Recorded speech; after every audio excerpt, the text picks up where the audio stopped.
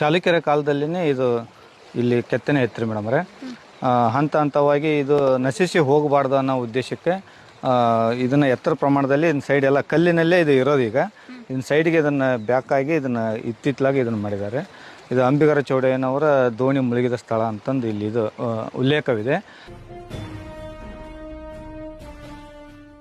ಅವ್ರು ಮೊದಲಿಂದಾನು ಹೆಣ್ಮಕ್ಳು ಅಂದ್ರೆ ತುಂಬಾ ಇಷ್ಟ. ನಿಮ್ಗೆ ಗೊತ್ತಿದೆ, ಎಲ್ಲ ಕಡೆ ಹೆಣ್ಮಗು ಬೇಕು ಅಂತ ಹೇಳ್ತಿದ್ರು. ಬಟ್ ದೇವ್ರ ಆಶೀರ್ವಾದದಿಂದ ನಮ್ಗೆ ಹೆಣ್ಮಗು ಆಯ್ತು.